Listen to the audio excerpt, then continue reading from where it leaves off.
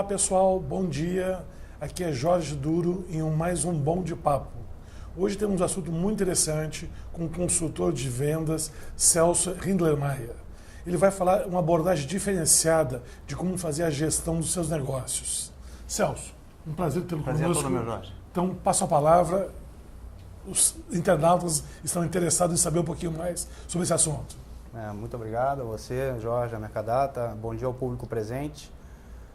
Por essa oportunidade de falar sobre o nosso fascinante mundo de vendas, né? Hoje o nosso assunto será a importância de encontrar o valor na percepção do cliente e como criar uma política comercial e vendas coesa com essa visão, né? Segundo Neil Hackman, psicólogo comportamental, importante escritor na área de vendas e treinamento e pesquisas americano, especificamente no seu livro Reinventando a Gestão de Vendas, ele comentou que o mundo passava por uma grande transformação. Transformação essa que se estendeu para a área comercial. Isso já foi identificado nos Estados Unidos nos anos 80. Transformação que vem se acelerando nesse novo milênio, nesse novo século, alterando totalmente o foco da competição entre as organizações. Frente a esses desafios de um mercado cada vez mais competitivo, né? Isso a gente nota quando a gente sai às ruas para atuar na nossa área de vendas. Hackman observou que o valor é relativo à percepção de cada cliente, uma coisa que muitas vezes a gente observa que está muito distante da política comercial e da gestão de venda de muitas organizações. Se quiser pode mudar o slide. Analisando a nova realidade brasileira, percebemos agravantes, né? Tais como a crise econômica, a crise política que vivemos e, consequentemente, se nota uma comoditização das indústrias e pela dificuldade dos consumidores, na realidade, de perceberem o valor diferenciado entre as marcas. Existe uma concorrência brutal, acirrada, e, ao parecer, o único assunto do mercado é preço. É uma realidade que temos. Visando isso, pode continuar no slide 2. Visando isso, nós temos algumas modificações analisadas. Em geral, o mercado, e aqui se comenta tanto no varejo como no B2B, tá, Jorge? Isso aí é uma análise mais generalizada. No ambiente geral, existe uma grande sensibilidade a preço. Os consumidores, de uma forma total, estão sendo muito mais preparados, estão muito mais preparados, informatizados, com ferramentas de pesquisas como o Google. Em geral, quando você senta numa mesa de negociação, você encontra compradores preparados, com informação prévia do produto, já é um perfil bastante diferente do século passado. E também existem modificações nos canais de venda, começando já pela questão da venda pela internet, os canais e as mídias disponíveis, as fórmulas de venda, os canais híbridos, os atacadistas que agora não só revendem, mas muitas vezes revendem em parceria com os mesmos fornecedores. Existem várias figuras que devem ser consideradas no momento em que nós criamos uma estratégia de venda. Em especial no B2B, focado nisso, existe um movimento que também é diagnosticado por Hackman, que diz que existe uma tendência em segmentar os seus fornecedores. Fornecedores que são segmentados por preço, são segmentados também pela capacidade de substituição. Alguns são totalmente, prontamente substituíveis, então eles estão colocados num nicho de fornecedor que não existe, digamos assim, uma necessidade de uma relação parceria. Quando o produto em si, ele tem, digamos, algumas características que tocam no core business do comprador, ele tende a usar a palavra parceria para tentar uma negociação diferenciada. Eu costumo dizer o seguinte: parceria, para mim, é preocupação. Eu acho que a parceria real é como se fosse uma laranja em que você espreme ela o máximo possível. Quando algum fornecedor, algum comprador te chamar e te dizer, olha, eu quero uma relação de parceria, se prepare para entregar o máximo possível e gerar custos, né? Porque, no fundo, essa relação ela tem que estar muito bem estruturada e definida, né? E ela tende hoje, na minha visão, a pressionar mais o fornecedor do que outra coisa.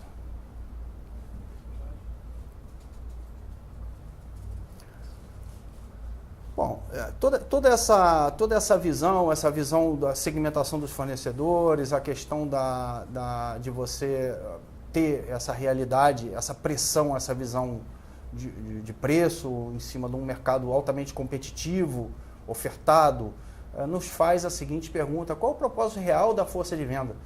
Eu costumo colocar, segundo o slide que vocês estão apreciando, alguns conceitos gerais, né?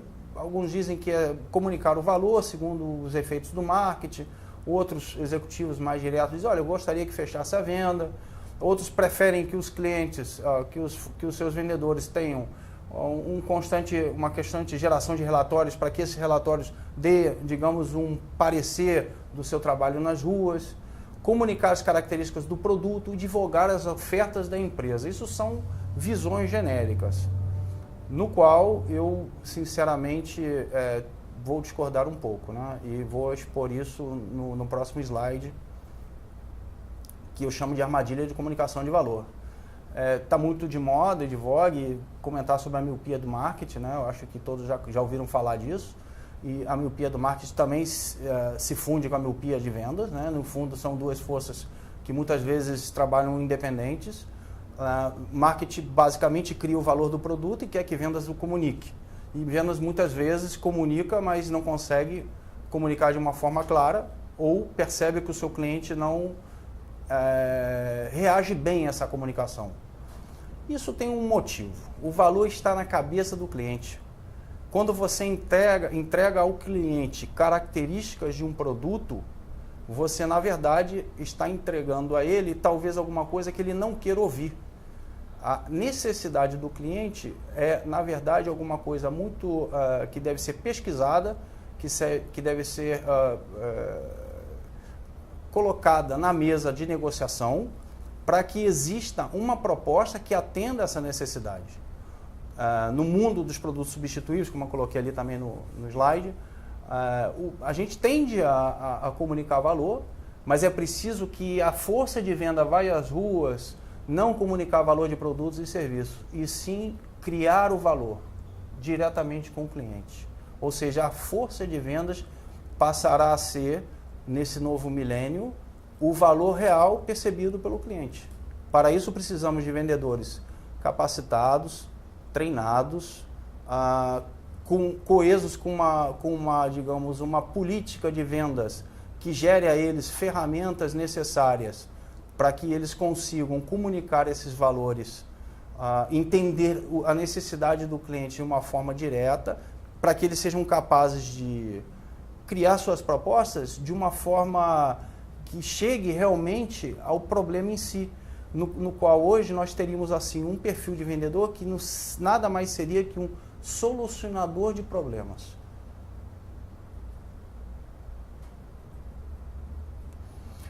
Como resposta a esse novo perfil, a esse novo posicionamento do mercado, a gente apresenta aqui algumas opções, né? Segmentar o mercado por valor percebido. Isso digamos, simplesmente identificar os seus clientes dentro de nichos de necessidades, no qual nós subdividimos isso em 3, tá? Vou explicar isso mais na frente. E, em função dessa segmentação, criar propostas que atendam esse valor, é o valor percebido pelo cliente. E como? Através da metodologia SPIN. A metodologia SPIN é a fórmula que nós temos hoje de conseguir identificar essa necessidade e colocar essa necessidade de uma forma resumida para o cliente e entregar a ele uma proposta que solucione. Muito bem, pessoal. O assunto é muito interessante, mas vamos ter que dar uma pequena pausa. Aí que o consultor Celso vai dar continuidade daqui a um minutinho. Por favor, aguardem. Previsões pessimistas e cenários traiçoeiros. Onde você quer chegar? Se antecipe ou corrija seus erros. Conte com a Mercadata. enquanto há tempo. A Mercadata é a melhor provedora de soluções corporativas. Alavanque suas vendas. Melhore o desempenho comercial da sua empresa através das nossas ferramentas de gestão, consultorias, campanhas de motivação e nossos cursos de capacitação. Enquanto há tempo. Olá pessoal, estamos de volta. Então o nosso consultor Celso vai nos falar a partir do modelo do SPIN, como é que pode ser segmentado esses clientes em termos de valor. Pois não, Jair. Bom, nós costumamos dividir isso em 3 segmentos, né? É o valor transacional, no qual o cliente, a gente considera como cliente transacional, com valor intrínseco, os clientes consultivos e os clientes empreendedores. O cliente transacional, resumidamente, é um cliente que vê valor no preço. Então, existe uma gleba de clientes que vê valor no preço, aliás, é uma gleba bem alta. Valores consultivos ou clientes consultivos são clientes que já necessitam uma maior assessoria, estão dispostos a escutar um pouco mais o vendedor, alguns conselhos, algum tipo de orientação. E os clientes empreendedores são clientes que têm uma necessidade já de valor estratégico, ou seja, são clientes que têm já um perfil de fusão, como joint ventures, empresas que se fundem e se confundem, inclusive, entre o processo de compra e venda.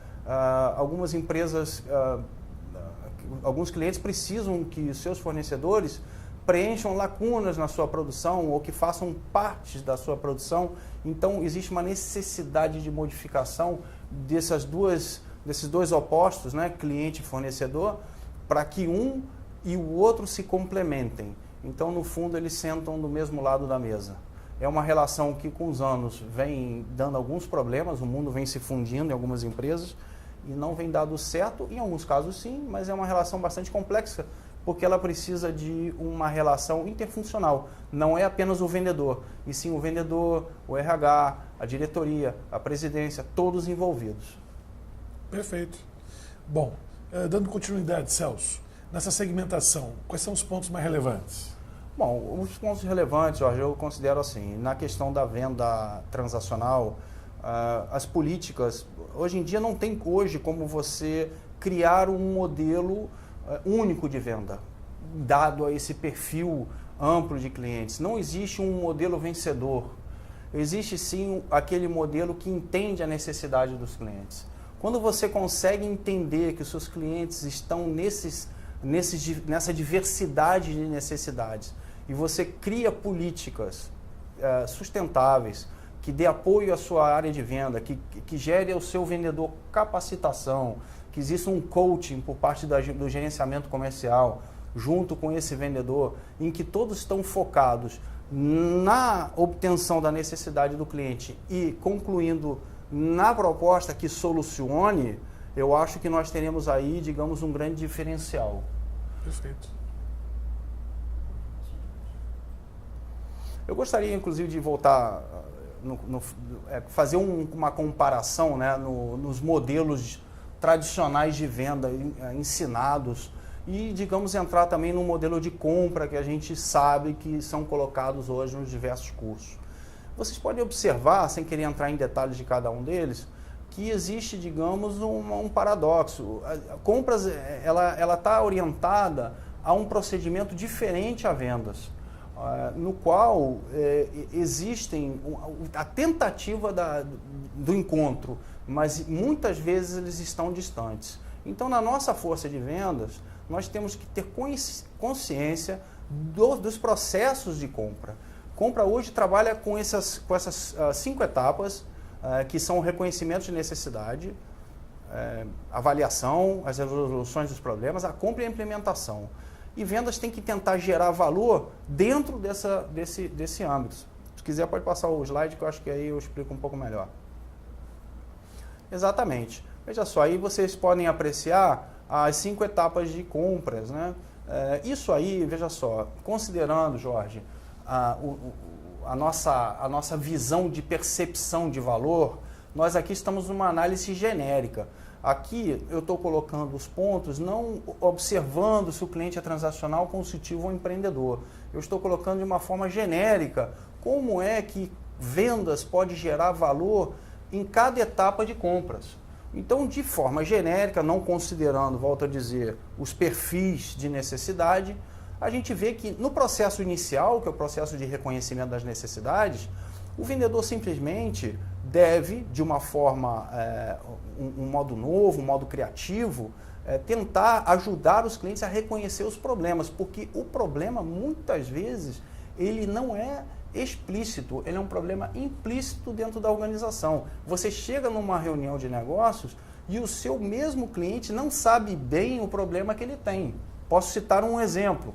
Você pode ir numa indústria têxtil, por exemplo, ou numa indústria de confecção, e você pode entrar numa reunião e você notar que eles têm um problema de fornecimento de atraso de algum tipo de insumo. Quando você coloca para ele, bom, você tem dimensionado o custo de você não receber um insumo, muitas vezes eles são evasivos e não têm calculado isso. Ou seja, eles não são sabedores de quanto custa para eles, em alguns casos, empresas menores e médias, obviamente, não me refiro às grandes, eles não têm conhecimento de que significa para eles esses custos invisíveis. Então, a questão ela não está explícita. Então, o vendedor, nesse momento, tem que ter ferramenta para colocar essas necessidades à margem. Na avaliação das opções, o cliente já tomou uma decisão de compra, né? Ele já está ali meio que já vai para um lado e ele já vai olhar as opções, né? Porque ele já reconheceu que tem uma necessidade. Ele vai para as opções, quem é que está no mercado hoje? É esse aqui que eu vou comprar. Segundo o Neil Hackman, nesse momento tem uma tendência do mercado, do cliente em si, os nossos compradores, deles tentarem nos segmentar de acordo ao preço ou de acordo àquilo que a gente conversou antes, a capacidade de substituir esse produto ou não. É fácil de eu substituir? Então vamos ver preço. Não é fácil? Beleza, vamos tentar uma parceria. Então aí, nesse momento, nós temos aí um processo de compras que nós temos que estar presentes e colocarmos aí, digamos, as melhores opções para os nossos clientes. Na resolução das preocupações, esse é um ponto interessante. Quando nós vamos nas indústrias visitar os nossos compradores, a gente tem que lembrar o seguinte, quando a gente entra no setor de compra, a gente não está lidando diretamente com o dono. Muitas vezes, a gente está lidando com um comprador que deve satisfações a vários setores, produção, ou a mesma gerência, ou a sua diretoria. Então, ele tem que fazer e realizar uma compra que seja uma compra limpa, que gere um real benefício para a empresa na qual ele trabalha. Então, essas preocupações, elas se manifestam até mesmo nisso, e inclusive até na perda psicológica de um fornecedor muito antigo. Muitas vezes você está ali para tentar pegar uma participação e você tem que tirar um concorrente da reta e você precisa entrar no lugar dele. E essa perda psicológica, para toda indústria, ela tem um baque. Então você tem que procurar deixar o seu comprador muito tranquilo, enquanto a sua escolha, uma relação que a gente ouve falar, 180 graus, a gente tentar se colocar do lado de compras e da indústria, entender, ver os lados deles e remover os obstáculos. Né? Já numa outra etapa, o vendedor, o comprador já entra no processo de compra. Bom, agora eu vou comprar, agora eu tomei a decisão. O que a gente pode fazer de uma forma genérica, eu volto a dizer, para tentar solucionar e transformar esse processo numa forma rápida, numa OC, numa ordem de compra? Eu entro simplesmente com velocidade, eu entro com facilitação dos processos, eu coloco para ele a venda indolor.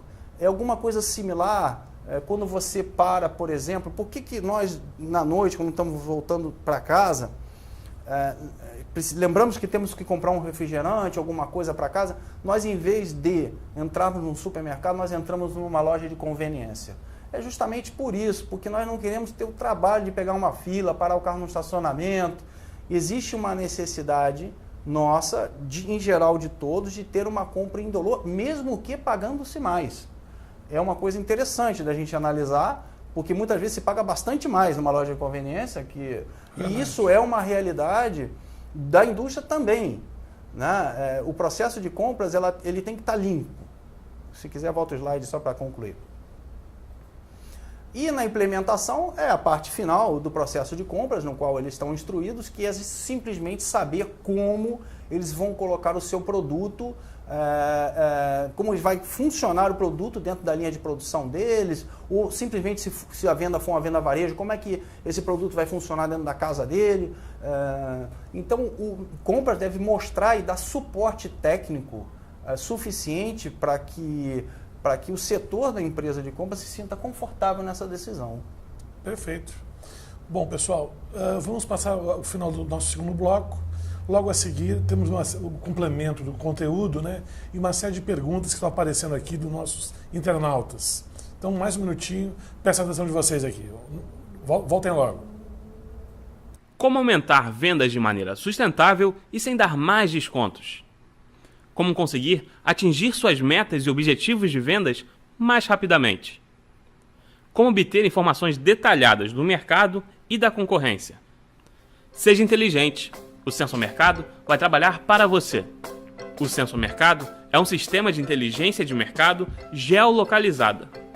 Entre as principais vantagens, Sensor Mercado permite avaliar o potencial do cliente, dos territórios e das carteiras para estabelecer metas mais justas, avaliar o tempo do seu homem de vendas e otimizar a carteira do vendedor e aumentar sua receita por visita, acompanhar a ação da concorrência em tempo real, obter mais informações sobre sua equipe de vendas, com a otimização do tempo de trabalho. Receber informações através de fotos e observações sobre pontos de venda de seus clientes para decisões mais rápidas e precisas. O Sensor Mercado, sistema de inteligência de mercado geolocalizada, vai ajudar você a melhor gerir a equipe comercial de sua empresa. Acesse nosso site e agende uma visita. www.sensormercado.com.br. Bom, pessoal, estamos aqui de volta ao nosso último bloco. O consultor Celso vai completar a parte dessas agregando valor e vai comentar, inclusive, a metodologia SPIN, que é muito importante. Logo a seguir, faremos as perguntas e respostas dos nossos internautas. Celso. Pois não, Jorge. A respeito do valor percebido pelos clientes, voltando à questão do transacional, cliente transacional, consultivo e empreendedor, eu gostaria de colocar aqui 2 pontos importantes. A venda transacional, ela está focada no preço, porém, o cliente tende a ver valor na pronta entrega, ele tende a ver valor na facilidade de compra. Então, isso pode ser um canal interessante para as empresas que queiram trabalhar esses tipos de clientes, não só visando o preço, porque o preço ele traz, digamos, sacrifícios, né? Você tem que enxugar para conseguir o preço ideal e muitas vezes você não consegue competir, por exemplo, com um produto importado. Então, assim, é uma guerra perdida na minha forma de ver. Eu acho que precisamos gerar valor e o valor na venda transacional, ela sim está no preço, mas ela pode ser também colocada de uma outra forma pela sua força de vendas.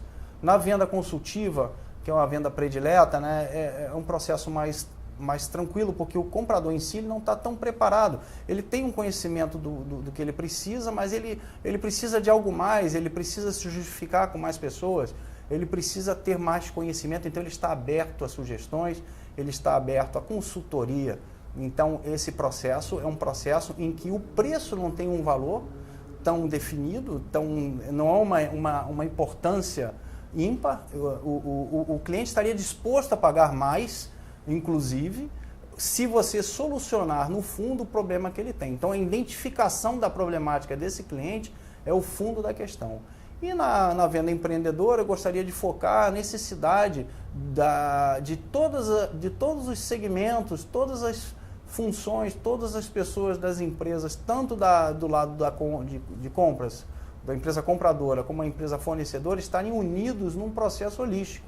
Porque isso é necessário para que essa relação funcione, porque a base dessa relação é a interfuncionalidade e ela está fundamentada na capacidade da empresa vendedora entrar dentro da agenda estratégica da empresa que compra. E isso se obtém com o uso de todos os altos executivos da empresa, como a força de venda e também os apoios. É isso. Enquanto a metodologia SPIN, né? A metodologia SPIN, que a gente comentava aqui.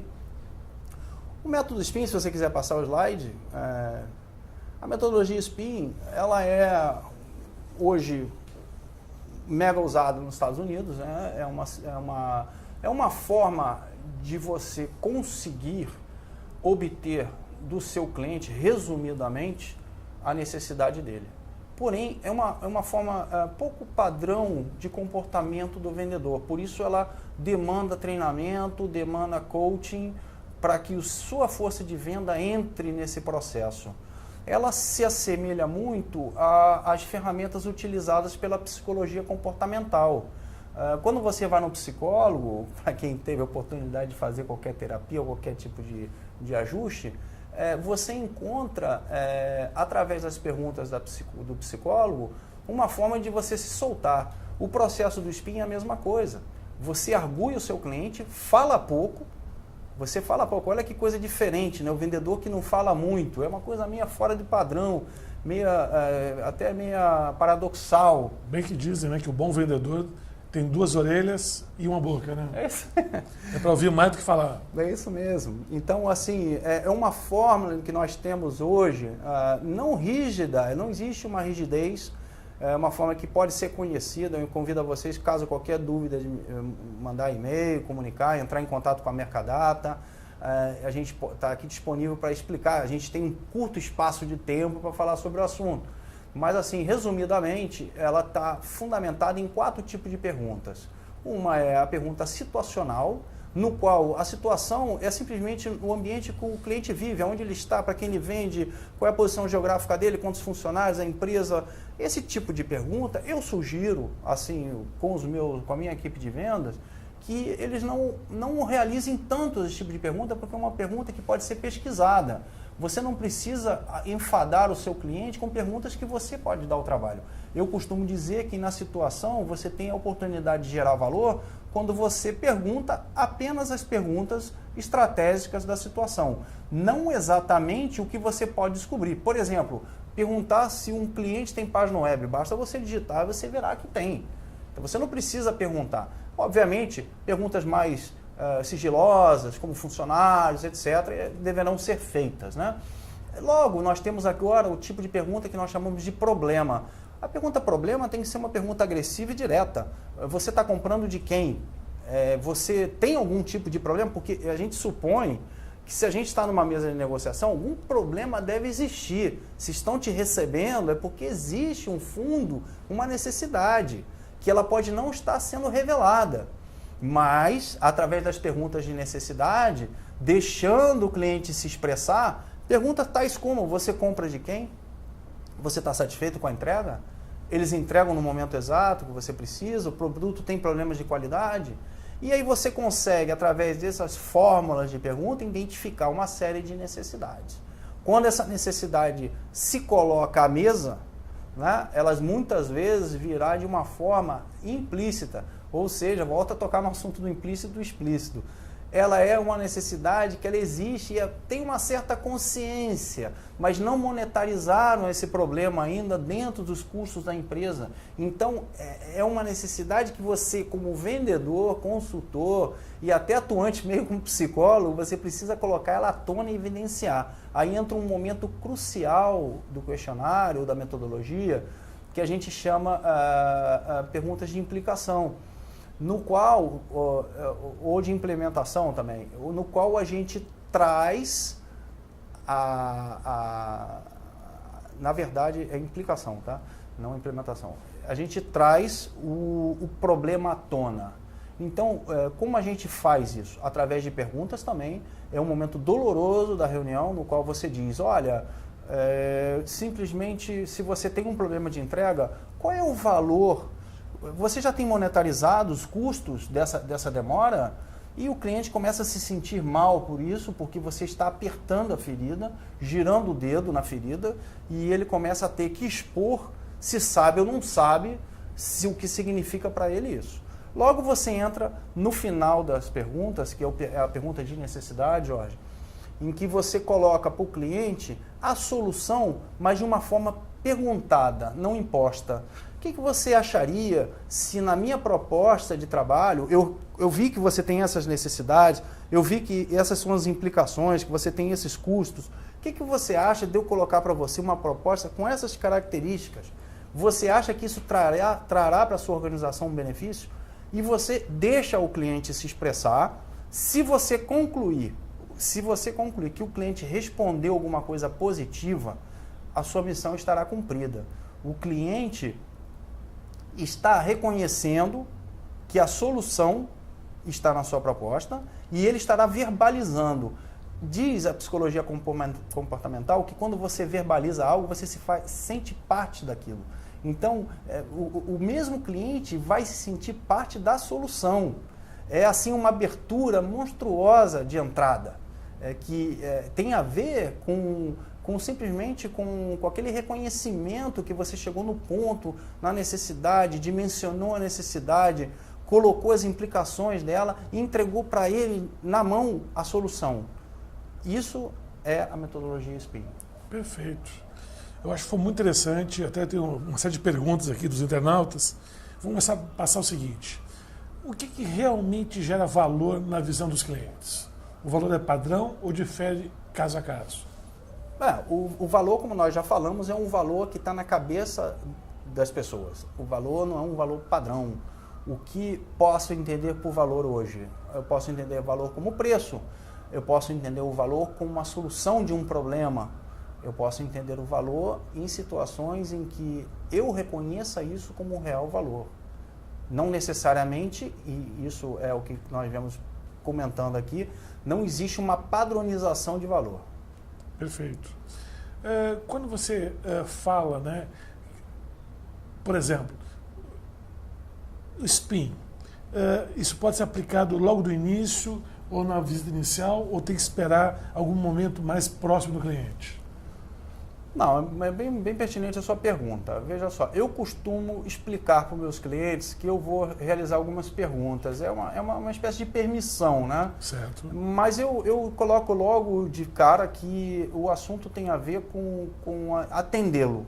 Certo. Não tem nada a ver comigo, nem a empresa com que eu trabalho. É porque eu preciso descobrir certas coisas, se eles não se incomodariam com isso. Certo. Então, eu coloco isso de cara. Ou seja, depois do quebra-gelo, que é a abertura, você propõe isso? Sim. Ah, perfeito. Então, já dá para economizar tempo por conta disso. Não quer dizer, Jorge, que você tenha que cumprir essa metodologia num ritmo. Eu não preciso começar com perguntas situacionais para migrar para perguntas de necessidades, para gerar perguntas de implicação. Eu posso, num momento dado, eu posso chegar numa reunião e já saber basicamente todas as coisas relacionadas à situação do cliente e já deixar ele calmo quanto a isso, que eu ia já cair dentro das perguntas de necessidade, ou muitas vezes o cliente pode me expor, porque nós estamos falando o seguinte: tem cliente que tem as necessidades implícitas, mas tem outros que têm explícitas. Sim. Então esse é um ponto mais fácil, né? Mas a metodologia SPIN, ela é uma coisa maleável, certo, que pode ser colocada de uma só tacada ou de formas paliativas, mas ela deve ser de acordo com a experiência do consultor. Perfeito. Mais uma pergunta, você, essa metodologia SPIN, eu posso praticar em qualquer tipo de segmento, de qualquer tipo de indústria, ou ela é mais própria para alguns tipos de produtos mais técnicos, ou produtos de consumo? Como é que você vê isso? Não, na realidade, assim, a metodologia SPIN, ela tem a ver com o comportamento humano. Comportamento humano, né? Você descobre isso em todos os âmbitos, não existe Perfeito. Um segmento específico. Perfeito, perfeito. Bom, pessoal, nosso tempo está se esgotando. Eu queria agradecer a todos a presença, queria agradecer ao Celso Hindlermayer pela sua participação mais uma vez. Obrigado a você. E ficamos à disposição para mais perguntas no nosso e-mail. O Celso vai dispor dos seus contatos no final, na vinheta de fechamento. E mais uma vez quero agradecer a todos os presentes e uma boa semana para vocês todos. Muito obrigado. Obrigado a vocês.